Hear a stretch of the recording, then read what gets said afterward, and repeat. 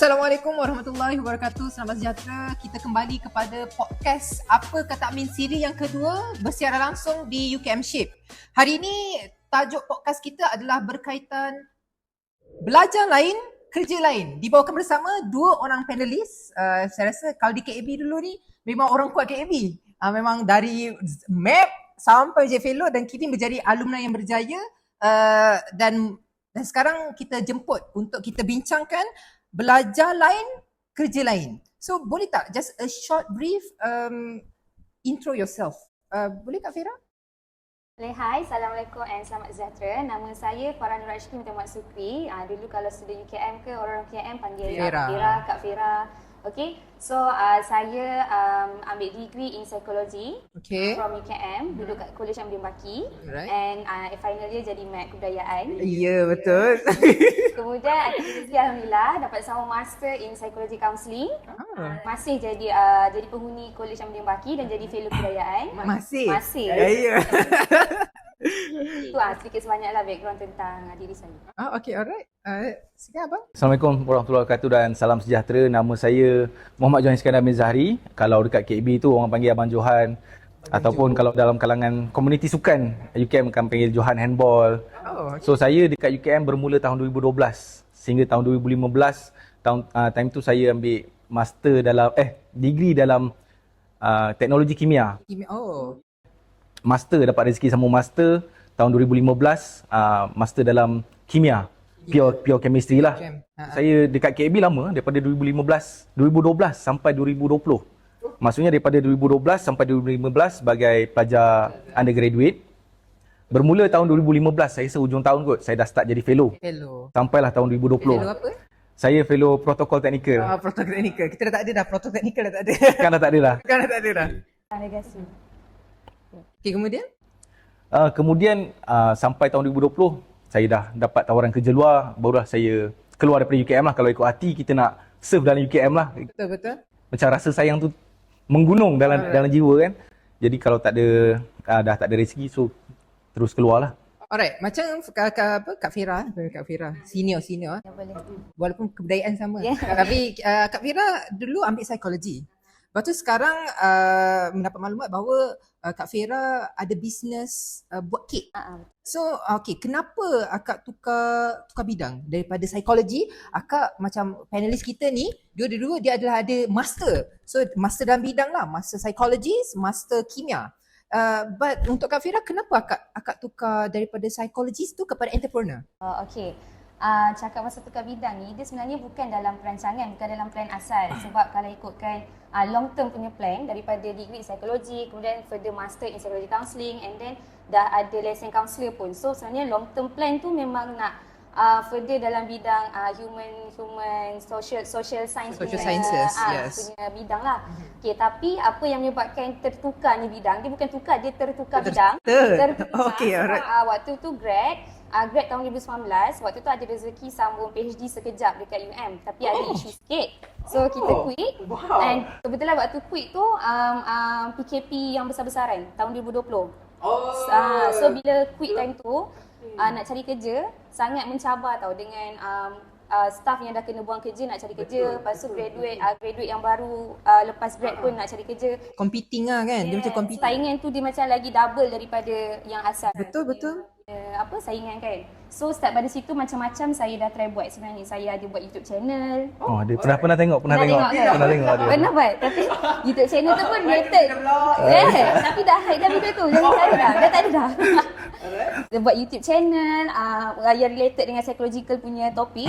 Lepas tu buat home tutor, macam-macam side job lah buat. Tapi waktu tu dalam phase yang 2020 tu, dia macam phase yang down tau. Macam aku dah ada master, tapi kenapa aku macam nak kena mengharap daripada family? Kenapa aku tak boleh generate satu benda yang aku boleh sumbang kat family? Sebab aku dah belajar sampai master ni kan, takkan dah besar, dah tua macam ni pun family nak support kan.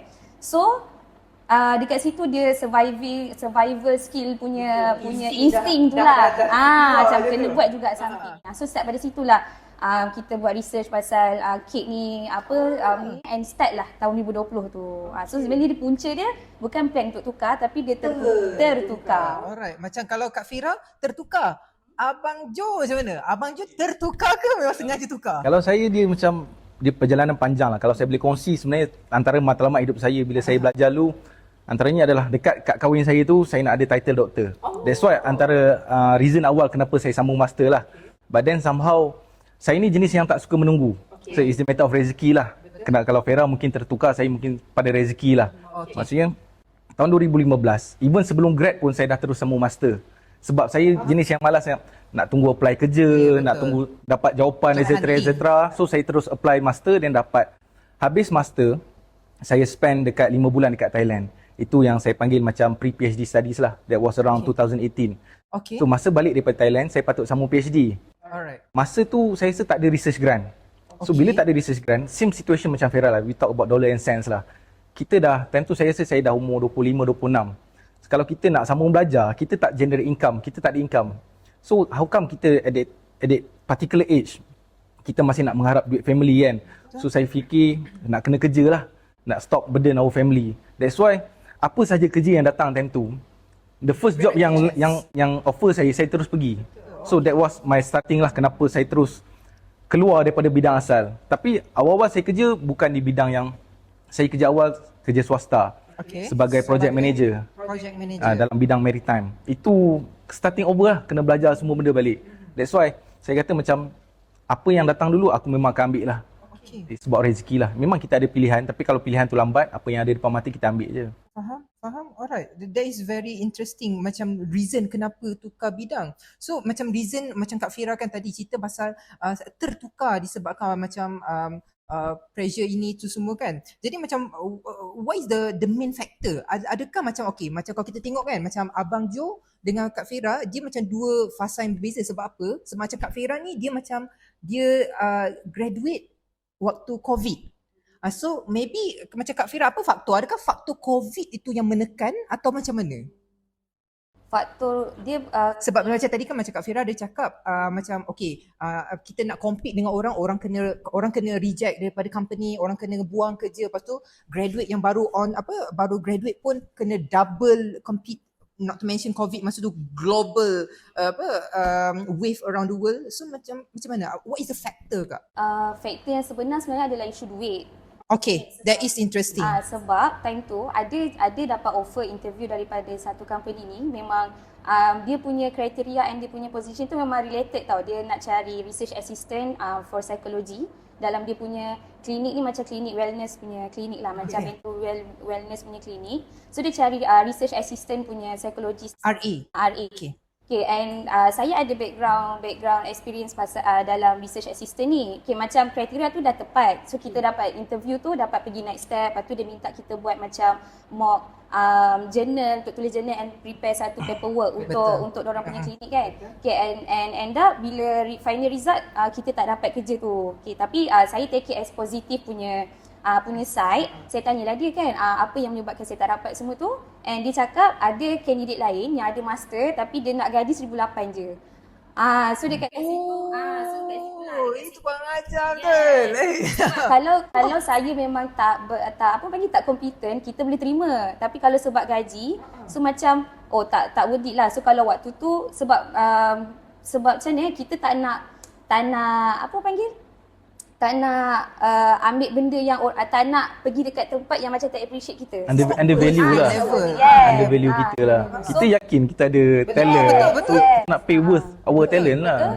Ni macam kalau kau hire aku boleh bagi the best. Tapi kalau macam itu nilai yang diletakkan dulu, okay lah, tak ada rezeki tak apalah kat situ. So bila dah start cari kerja, dah start buat itu, buat ini, dia macam satu lagi, benda ni dia macam semua Tuhan dah susun atur cantik tau. Bila kita start kerja, bila kita buat YouTube channel, kita buat banyak benda, buat tu dah buat sehabis baik, tapi dia punya journey tu dia macam stop sampai situ je. Tapi bila kita start business, dia macam terus masuk. So dekat situ saya fikir macam mungkin yang ni Tuhan dah tetapkan. Mungkin ini jalan yang rezeki kau untuk masa sekarang. Macam tu. Alright, interesting. The main factor. Yes. Pendengar, the main factor adalah financial. Baik. Adakah Abang Jo the same factor which is financial? During that time, masa mula bekerja lah, kita cakap daripada fasa transition, daripada zaman belajar kepada kerja yang luar bidang macam saya cakap tadi, faktor saya kalau dulu bukan more on financial lah. Dia more on opportunity yang datang lah. Opportunity. Apa sahaja yang datang. So at that time kita memang macam, okay, aku nak kena kerja ni. As long as aku ada gain some income, tak nak burden family, then it's okay. So then comes this job, in which I like it sangat-sangat lah. Yes, I like it sangat-sangat lah. Kalau cakap pasal financial, mungkin sekarang kita boleh bercakap pasal financial lah sebab nilai mata wang yang jatuh, barang yang makin menaik. Betul. So kalau that time, macam saya cakap, dalam soalan yang sebelum ni, the more to opportunity lah. Saya ni tak jenis yang tak suka menunggu. So apa Waste yang no time. waste no time. Sebab kalau waste sebulan dua dalam hidup semata-mata nak tunggu kerja the right job untuk kita mungkin nak sesuatu benda.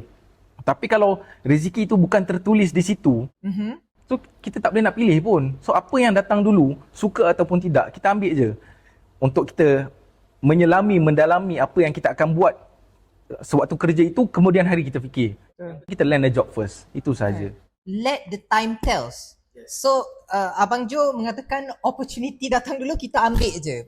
Now that is very interesting sebab tadi macam Kak Fira kata maybe ada hikmah di sebalik kita tak dapat apa yang kita nak tu. So maksudnya how UKM macam akak kan degree buat masa tu, how UKM prepare benda tu? Maksudnya course macam Kak Fira is psychology, dan Abang Jo is kimia. So macam mana these two courses prepare you untuk you interfield?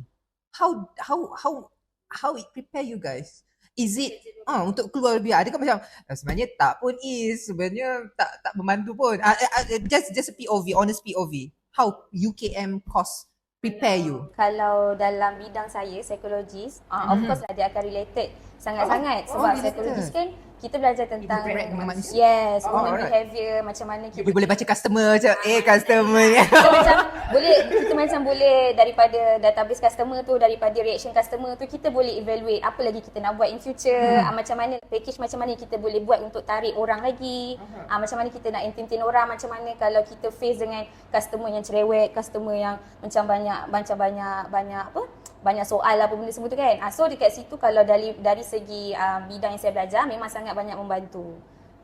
Kalau dari segi macam program dari college ke apa pun lagi sangat-sangat membantu sebab kita dah terbiasa multitasking, untuk buat itu, untuk buat ini, untuk Interesting. Program college membantu. So jangan kira sebab merit, sebab memang dia sangat membantu. Kalau korang dah keluar nanti baru korang akan nampak dia pictures. Macam mana korang multitasking, macam mana korang manage korang punya time, macam mana korang buat something yang korang tak biasa buat. So benda-benda tu sangat-sangat membantu. Dia sangat prepare untuk kita terjun dalam bidang baru walaupun kita rasa benda tu luar pada bidang kita, tapi sebenarnya indirectly sebenarnya benda tu dah ada, kita dah ada bekalan tu daripada UKM. Maksudnya guys, tak sia-sia. Masuk degree dia macam mold kita, betul tak? Yes, betul. Abang Jo macam mana pula? How UKM prepare you to become you today? Macam tu. I prepare myself. UKM provide the platform. Alright. Yes, melalui program-program kita punya participation towards each program. Kalau cakap pasal degree bagi saya lah, kalau ada setengah orang cakap statement, degree is just a piece of papers untuk melayakkan kita masuk ke mana-mana kerja. Islah. Sebabnya apa yang bila kita bekerja nanti, apa yang kita akan dinilai ataupun dievaluate adalah how we work. It's not the matter of how good ataupun how pandai we are lah. Tapi how we work, how we can manage an organizations. That's why macam kenapa saya cakap UKM menjadikan platform adalah melalui program-program college, program-program di nampak lagi sekali program-program college, program di peringkat fakulti, program di peringkat universiti, menjadi MAP, menjadi MPP, presiden kelab ke. So all this stuff dia akan equip diri kita dengan soft skill, human skill, management skill, time management, all those skill yang kita akan pakai bila kita bekerja di luar. Sebab apa? Bila kita bekerja di luar, sama ada dalam bidang ataupun luar bidang, akademik ni dia dah tak nampak sangat dah. Apa yang akan nampak adalah how kita manage organisasi ataupun how kita manage kita punya team. These are the skills yang kita boleh gain bila kita dalam universiti melalui program anjuran college, anjuran fakulti, anjuran universiti. Okay bang, macam tadi abang ada cakap kan, macam akademik tu dia dah macam tak nampak sangat. Okay, macam tu maybe abang boleh beritahu macam kat juniors, macam mana? Sebab apa macam akademik tu dah tak nampak sangat? Okay, macam saya cakap tadi, bila kita apply kerja lah, luar bidang ataupun dalam bidang sijil degree yang kita ada ni hanyalah satu prasyarat untuk melayakkan kita masuk ke dalam sistem sahaja. Once you are in the system, you akan melalui proses interview. Betul? You nak interview, you nak excel adalah you punya skill set yang you ada lah. Macam you portray you punya diri during that interview. That's why I cakap, even you pandai dalam akademik pun, tapi you tak boleh nak converse well, you tak boleh nak buat kerja, nothing gonna happen pun. That's why UKM dah prepare banyak sangat platform during my years lah, during our years as a fellow, as a student kan, Yep. untuk kita participate, bagi kita all the skill sets. But in addition, kita jangan lupakan akademik kita jugalah. Itu saja. Betul lah. Despite all that lah. Despite all that, Akademik ilmu tu adalah penting nombor lah. satu. Sebab kita masuk degree, bukan ijazah sarjana muda program-program universiti. Yes, betul. Tidak, kita ambil major kita. Itu yang lebih penting. Okay, so ada tak personal conflict ataupun personal interest ataupun passion yang mempengaruhi akak dengan abang untuk tukar bidang? Contoh macam, okay, saya sebenarnya memang dari dulu kan macam tiba-tiba, macam kan dulu kan waktu sekolah kita tanya nak jadi apa, nombor 1 askar, nombor 2 bomber, nombor 3 tu. Adakah itu memang sebenarnya memang cita-cita the real passion? So masuk uni sebab macam abang juga kata a precondition. So apa, ada tak personal tu macam creativity kan, kita kan kebudayaan kan, menari itu. So ada tak macam art macam terapeutik pun macam very artistic, very cute, very colory kan? Yes, the name itself pun dah cute, terapeutik. Yes, so macam mana? Okay, kalau ikutkan personal interest tu, ni materialistic sikit lah. Sebenarnya memang minat duit tu. Okay, that is fine. Zaman sekarang, it's all about dollar and cents lah. Dollar and cents. Alright, I agree. No money, no talk. Yes. Okay. Tapi despite all that, duit tu satu utama, tapi yang lain tu memang kalau sendiri saya suka benda yang colourful, yang ceria. And saya pun nak kata ada background baking tu tak adalah mendalam sangat, tapi after SPM, before nak masuk ke matrik tu kan ada masa kan. Betul. Situ saya belajar ambil lesen, ada masuk kelas baking tapi yang sangat basic. Yang buat butter cake, buat deko-deko. Itu macam sijil ke? Just macam pergi kelas macam biasa je. Oh. Join kelas, itu pun join macam dalam sebulan je. Sebulan pun dalam 2-3 kali je. Just untuk masak satu kek sajalah. Yeah. Masuk esok tu datang untuk deko pula. Dah siap sebiji kek. Macam tu je lah. Dia tak ada yang spesifik kelas macam hari ni kita belajar buat macam ni, hari ni tak ada.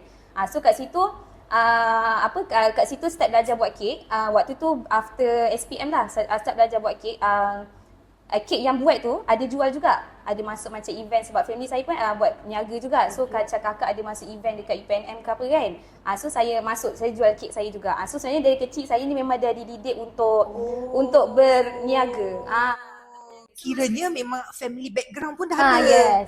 Family memang buat bisnes juga. Okay. So dekat situ nampak lah kalau buat bisnes ni, bukan nak cakap yang kerja tu tak okey, tapi bila kita dah ada macam kat sini, saya rasa benefit untuk saya lah. Bila kita tak dapat kerja, then kita ada satu lagi plan B untuk kita buat. Betul lah, sungguh pun begitu. Dia tak ada macam tiba macam tiba kenapa tiba Syera Fera berniaga, dia macam tak tiba lah, dia macam nampak lah kronologi. Okay, interesting. Okay. SPM tu dah start buat bisnes, ada kecil-kecil tu jual macam masuk booth, lepas tu dapat duit. Bila kita dapat duit tu, sebab lepas SPM, bila saya nak kerja, ayah saya cakap kalau nak duit, abah bagi modal, cuba berniaga. Ayah saya tak galakkan untuk kerja dengan orang kan. So lepas SPM tu saya dah start niaga kecil-kecil macam niaga towel, niaga slipper, niaga kitchen kat sekolah kan. Kalau cikgu nampak, cikgu rampas lah kan. Tapi dekat bila guru diorang jual Tupperware kan.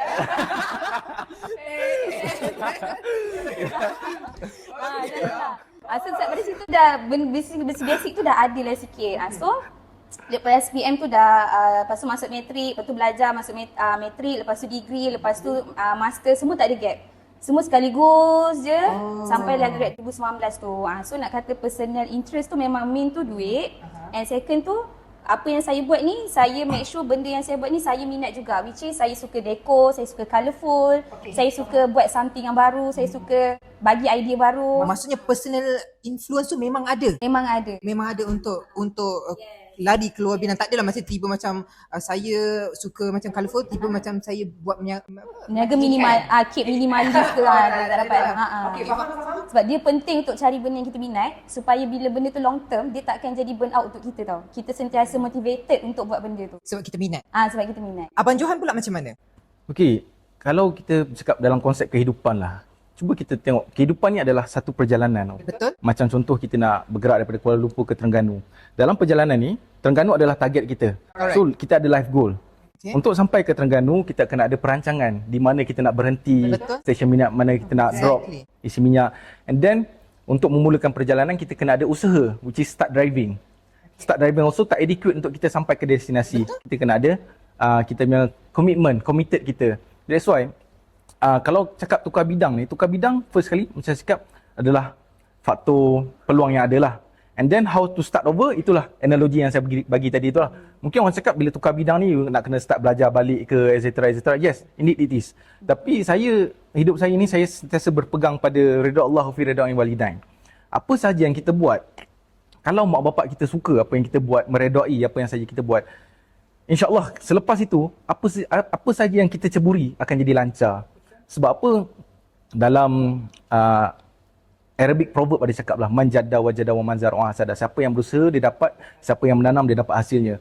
Jadi influence tukar kerja, jawapan dia adalah faktor kesempatan, peluang yang ada. So bila kita dah Masihlah opportunity. masih opportunity dan mungkin dollar and cents jugalah. Okay. Transition saya bila habis belajar pada tahun 2018, saya bekerja swasta sekitar 1.8 tahun, which is 1 tahun 6 bulan lah.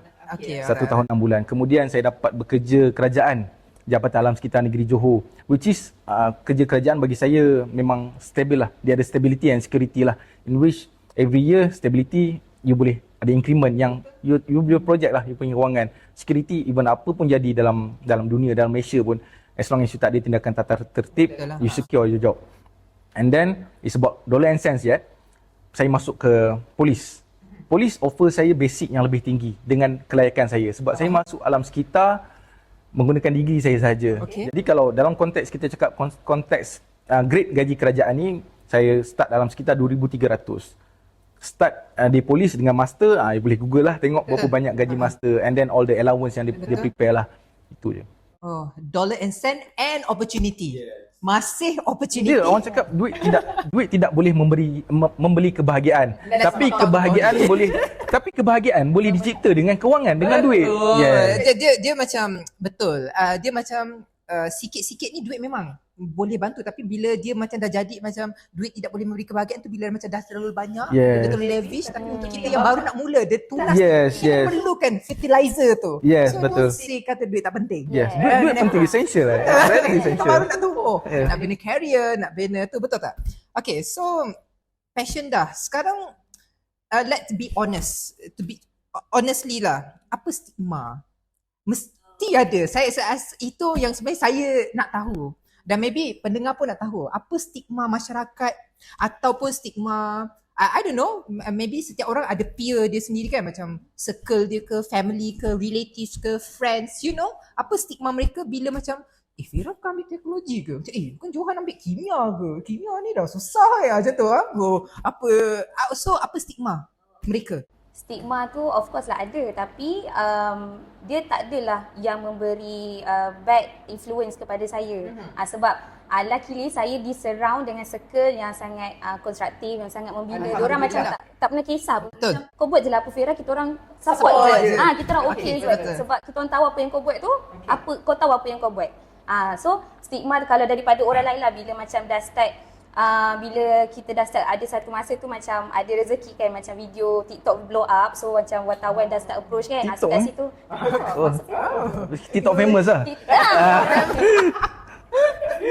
Lepas tu bila dah masuk paper, so macam dah ramai orang reach kan, so kat situ orang tanya kan, kenapa dah belajar sampai master tak nak habiskan sampai PhD? Maksud tu itu yang tanya tu siapa?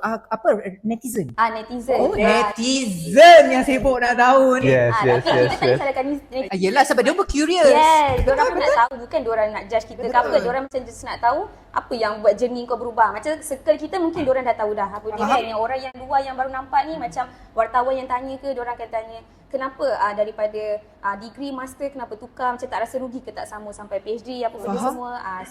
Tapi tak ada. So apa jawapan akak kepada mereka kak? Jawapan memang waktu tu cakap rezeki. Sebab saya dah cuba segala channel yang saya mampu.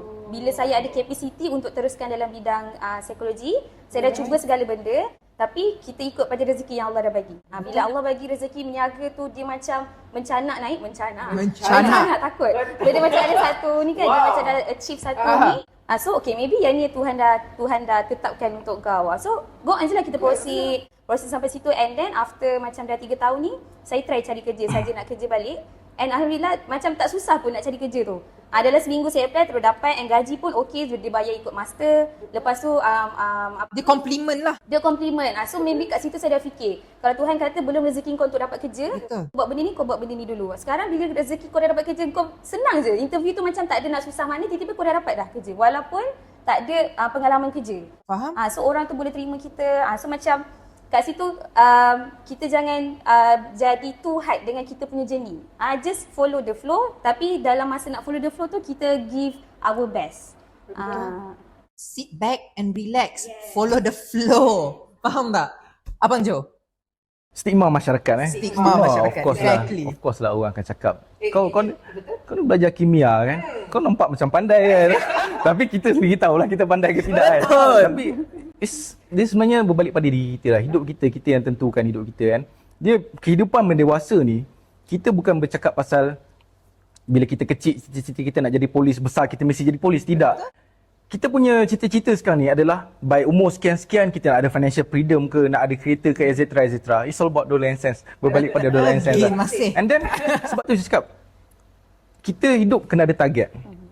Contohlah, saya cakap by umur 35 saya nak kena contoh kena ada rumah 1 juta.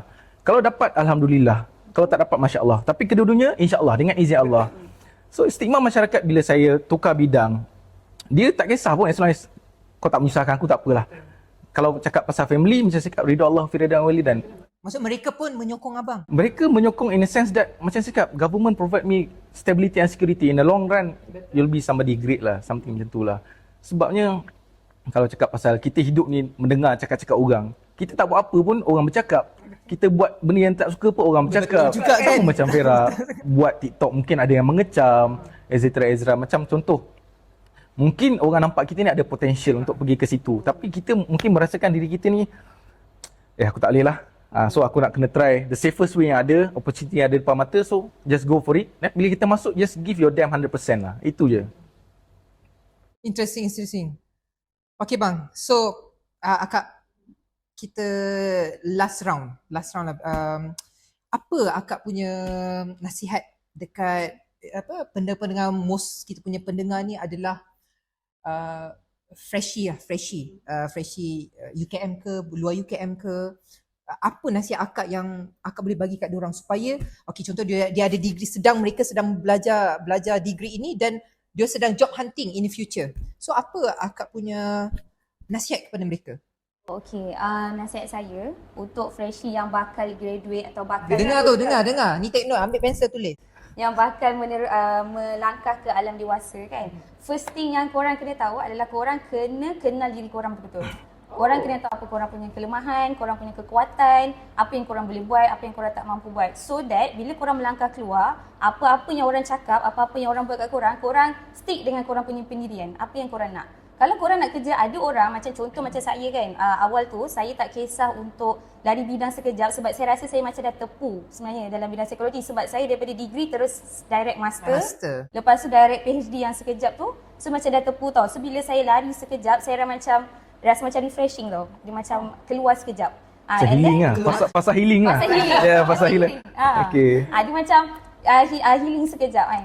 Bila kita keluar dari bidang tu sekejap. Tapi minat saya still dalam bidang ni. Tapi ada rezeki kita akan cuba balik in future. So nasihat saya pada korang jangan rasa takut untuk tukar bidang. Kalau rasa nak try benda baru, try. Kalau rasa macam nak further dalam satu-satu jalan tu, korang further je. Okay, contoh macam saya nak masuk balik tadi yang macam saya punya personal interest adalah money kan. Betul. Okay, saya ada personal cerita, ada cerita peribadi sikit pasal benda ni. Okay, kenapa saya bukan bertuhankan duit. Tapi saya kalau boleh saya nak jadi the one yang dalam family yang kalau diorang minta apa kita boleh bagi. Sebab ada satu situasi waktu tu saya pergi kedai jam. Waktu tu mak saya pakai jam daripada ada kawan dia bagi. Jam tu jam original tau. Tapi kita orang pakai macam sekeh-sekeh macam tu. Lepas tu jam tu habis bateri. So bila nak tukar bateri tu, orang tu ingat jam yang mak saya pakai tu jam tiruan tau. So dia macam pandang macam atas bawah dia kata tak ada, dia tak ada macam tu. Padahal ada. So dekat situlah saya jadi macam aku tak akan cakap tak kalau mak aku atau bapa aku nak beli apa-apa lagi lepas ni. Sebab tu that's that why. is interesting Kak. Yes. Sebab tu dia setiap orang dia ada different dia punya reason dia sendiri. So korang stand on korang punya pendirian, stand on dengan apa korang punya plan untuk korang buat. So jangan takut, jangan rasa takut, jangan rasa macam ragu-ragu, just go with the flow. That is very interesting Kak. Abang, Kalau saya nasihat untuk para penonton lah, adik-adik fresh kita dah tua kan. Adik-adik, the first kali jangan terlalu memilih lah. Jangan terlalu memilih. Kita ni, tak boleh fikir. we are the painters of our life. Kita yang mencorak kehidupan kita. Dan always believe in yourself lah. Kalau you rasa you memang, macam Farah cakap tadi, kalau you rasa you memang power psikologi, kalau orang offer 18, jangan ambil. Betul. Ambil lah yang 10,000 ke. Sebab you believe in yourself lah. We know our worth. We know our worth kan. And then zaman sekarang, trend sekarang ni budak-budak depression, anxiety kan. Jangan terlalu melayan sangat korang punya masalah-masalah minda yang kadang-kadang dibuat-buat. I don't know lah, people nowadays kan. Sebabnya in life, kehidupan belajar dengan kehidupan bekerja ni sangat-sangat berbeza. Dia akan jadi lebih berbeza bila you dah berumah tangga, you ada somebody yang you kena be responsible for.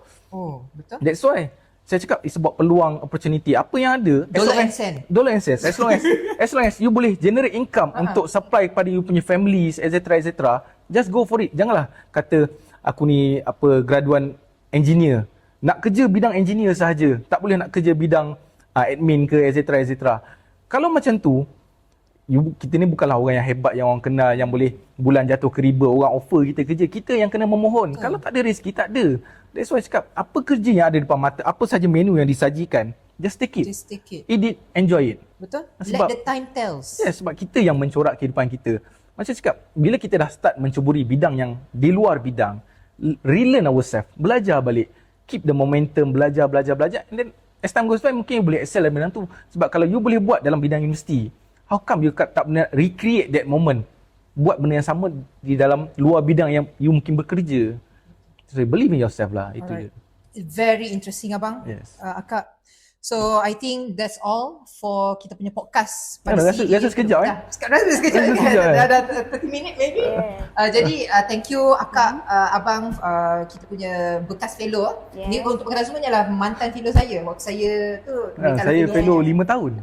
Daripada 2015 sampai 2020. They are making me today. So diharapkan, saya mendoakan akak dengan abang berjaya di career masing-masing. Dan untuk pendengar semua, ambil nasihat-nasihat abang dan akak ni dan pikulah bersama sehingga habis perjalanan. So dari itu sahaja, saya Muhammad Isrosli.